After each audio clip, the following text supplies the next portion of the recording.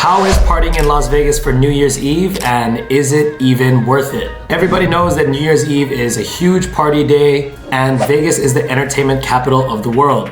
Now, New Year's Eve in Las Vegas is known to be a legendary party, but is it really worth the hype? Today in this video, I'm going to be going over what it's like to party in Las Vegas for New Year's Eve and that weekend, how it's different from other weekends, things to know, things to look out for, how to go about it, and lastly, my personal recommendations and my opinion. Hey, my name is Norman J. I'm a nightclub promoter here in Las Vegas, and my goal is to help inform you so that you and your friends can have the highest quality Vegas party experience. Okay, so first, let's get the numbers out the way. There are about 300,000 visitors that come every year for Las Vegas New Year's Eve. And this year falls on a pretty decent day for the nightclubs. It's on Sunday night. Now, real quick on downtown, the Fremont Downtown Experience does do an event for New Year's Eve. And there is a fireworks show there somewhere on the Fremont Strip. Now, I believe you have to buy tickets to be on the Fremont Strip during New Year's Eve, but don't quote me on that. I personally have not done Fremont for New Year's Eve. I'm just mentioning it because I have had people ask me about it.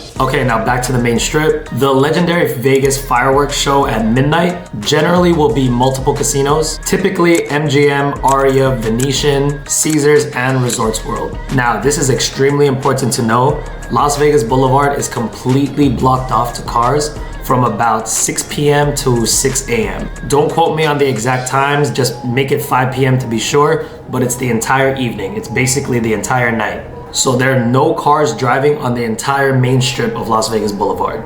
And essentially they make the entire Las Vegas main strip into this monster massive block party. So there's hella people walking around on the sidewalks and the streets in every direction. Now, you could always drink on the strip, but for New Year's Eve specifically, they do not allow glass. So coming out of all of the casinos, they should have like a plastic cup table where you would empty out your drink and put it into a plastic cup. And in all of the liquor shops on the strip available, you will only find the plastic bottle options. They will not have any of the glass options. Now, a lot of people, families included, just walk around on the strip and just drink walking around on the strip. They just join the block party, find a good spot, and then they watch the fireworks. And no surprise, the action is kind of centered around the center of the strip. Bellagio, Cosmo, and Planet Hollywood would probably be the most crowded. But pro tip, if you decide to just walk the strip, be prepared to fight the crowd when the fireworks are over. I did that once, and I swear it was a nightmare trying to get out. Fights were about to break out everywhere because people were drunk, cold, and pushing and shoving. So just something to keep in mind. If you don't like crowds, then the block party might not be for you. Or stay away from the high traffic areas. Now on to the party evaluation for New Year's Eve in Las Vegas. So New Year's Eve is considered a holiday weekend in Las Vegas nightlife, which means all of the nightclubs are gonna have their A-list headliners perform. Some of the headliners are the Chainsmokers are going to be at XS Nightclub, Steve Aoki is gonna be at Omnia, Cascade at Zouk, Pauly D at Marquee, Fat Joe at Hakkasan, and Chris Brown is gonna be at Dre's. Every nightclub will have the countdown incorporated into the night, usually done by the headliner themselves, but not every nightclub has visible fireworks or a good view of the visible fireworks. XS, for example, has a very minimal view of the fireworks shows. Zouk and Hakkasan have none. Omnia and Dre's nightclub, however, probably have the best view of the fireworks shows, maybe of all time. I actually don't think that's debatable. Amongst the nightclubs, they both have a balcony area, and that's gonna be very visible of all of the fireworks shows. Both nightclubs are generally centered on the strip, so you can see all the shows. On a side note, if you or your friends need any help with your next Vegas trip, feel free to text or DM me. WhatsApp is the most reliable, so I prefer that. And if I don't reply, then double text me or try another platform, please. You can DM me on Instagram. My handle is NormanJ_Las Vegas. Or text or WhatsApp me. My number is 702-381-1873. Okay, now back to the clubs. Now, will there be a free guest list for any of these nightclubs? So the answer will be most likely yes for girls. Most of the clubs should have an all-girl guest list.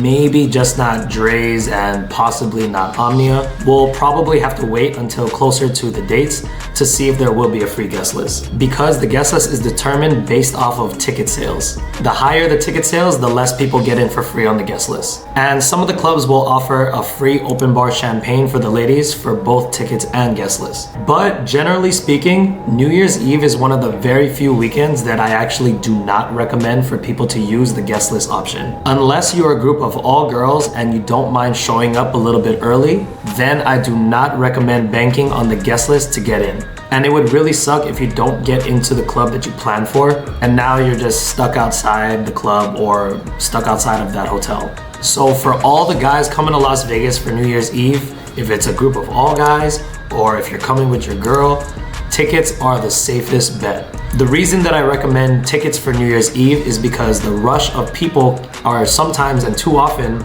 is too big, and the guest list can be cut. And at XS, for example, the guest list has been cut the past few New Year's Eves. So whoever did not make the cut did not get into XS. Encore, however, was open, and we directed the rest of the guest list into Encore. So they did get to celebrate somewhere, but it's not what they came for.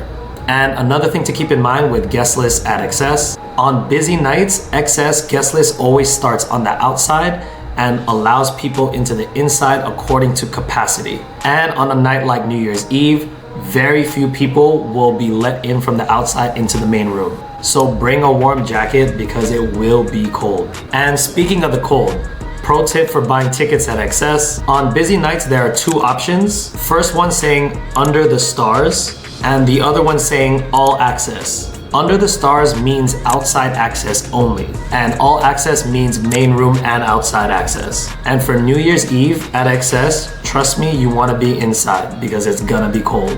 I also need to touch on bottle service for a second. So although prices are gonna be on the higher end for New Year's Eve, if you and your friends are thinking about getting a table, then do not wait until the last minute to book it, because the good clubs will sell out. It's just a matter of time. So tickets and tables, if you and your friends know where you guys want to go, then buy the tickets or book the table because they will sell out. Okay, now things to keep in mind. Like I mentioned several times already, it is very cold in Las Vegas for New Year's Eve. It might be one of the coldest weeks out of the year. So keep that in mind when picking a nightclub that also has an outdoor section like XS, Omnia, and Dre's. Next, because the strip is shut down, moving around on the strip is a nightmare. And in most cases, it's actually easier to walk than getting there with a car. So if you're planning on going to a nightclub, what hotel you stay at can really matter. Now, there are some ways to drive through the back routes of some hotels, but not all routes are possible from certain hotels to certain hotels. Definitely be aware of your location when planning your night for New Year's Eve. Okay, now what about the other nights of the weekend? Generally speaking, the other nights of the weekend are not too crazy, but because this year New Year's Eve falls on Sunday, Friday and Saturday should be a little stronger. For this year in particular, if you ask me where I would go, it's gonna be between XS, Omnia, and Dre's. If the fireworks are a must for you, then Omnia or Dre's, because XS will not have a good view of the fireworks. Keep in mind though, you need to be either on the terrace area for Omnia or in the balcony area for Dre's to see the fireworks show. So, Las Vegas during New Year's Eve, it's crazy busy, crazy poppin', crazy cold, and also crazy to get around. Definitely a cool spectacle to see at the nightclubs and to see the strip shut down. It is a one-of-a-kind experience for Vegas as a whole, but do I recommend Las Vegas for New Year's Eve? I mean, me, myself, I live here, I work at the club, I'm a club guy, I will definitely be at the club. But if I didn't live in Las Vegas, would I recommend going to Las Vegas for New Year's Eve? Now, my answer is not a clear yes or no. I think that if you go to Vegas a lot, like multiple times a year, then I think it is worth checking out at least once, because it is different, it is special, and it is not quite the same. Or if it's your birthday that's around that time of year, for sure, celebrate your birthday how you want to celebrate your birthday. But let's say you don't go to Vegas that many times a year, or you don't have a lot of vacations to take off. If I could only pick Vegas 1 or 2 times a year, then I would just put both of them in the pool season, because the day clubs are the best parties in Las Vegas. That's what I think, at least. Let me know what you guys think in the comments. And if you wanted to know more about day clubs in Las Vegas, I made a video that goes into depth about that. You could check it out right here. I'll see you guys in the next one, and in Vegas, peace.